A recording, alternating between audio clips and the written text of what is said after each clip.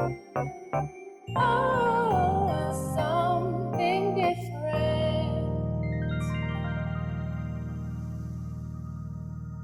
In the parable of the sower, which Jesus told in Mark chapter 4, verses 3 to 8, we see the sower going out to sow.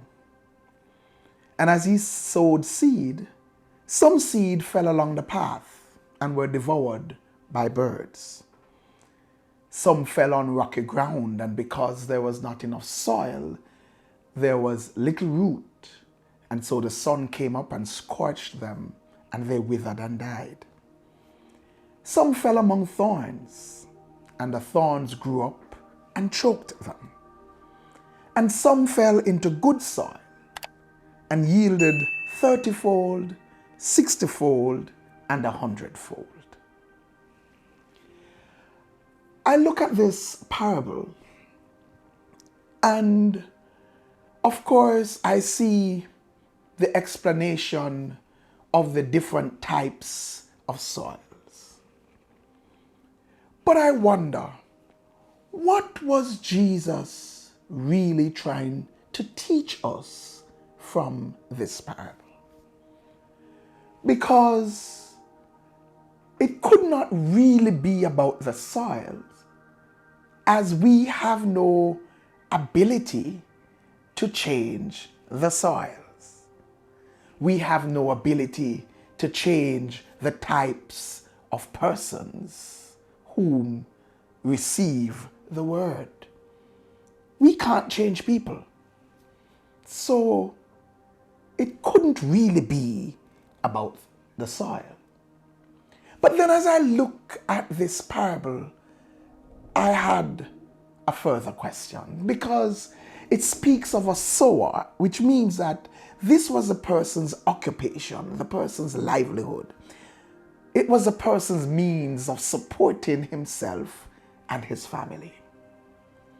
It also means that he was no novice. He would have been an expert.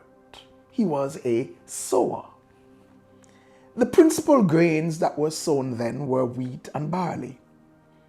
And fields were generally marked by a natural boundary and cultivated by plows.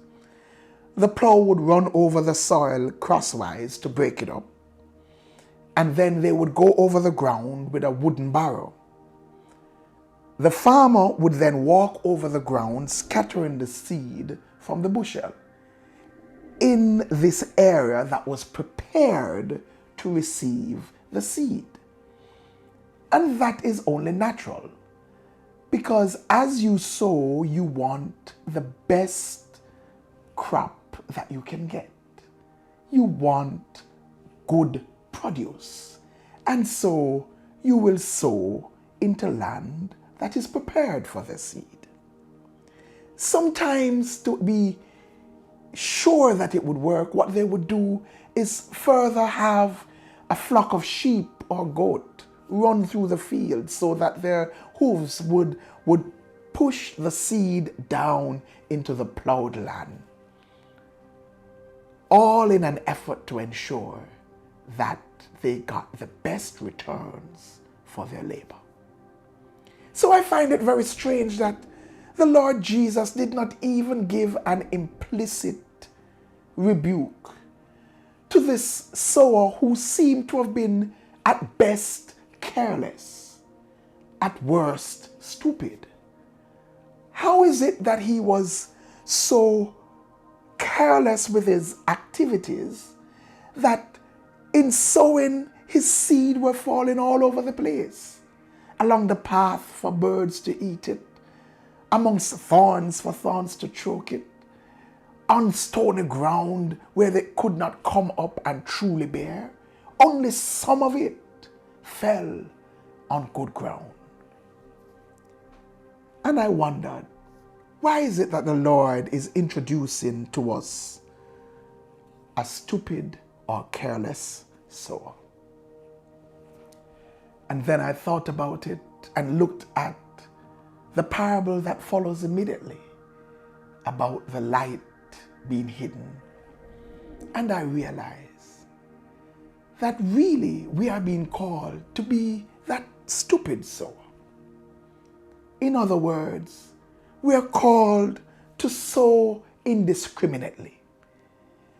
Let's not be trying to decide who will be a good candidate for the gospel of Jesus Christ. Let's not try to determine with our limited knowledge who are the best persons to receive the word, but let's just sow. The Bible teaches us that the Lord will pull them. Our duty is to sow it. Sow the seed all around to everybody. Those who look like they're ready, those who do not look like they're ready.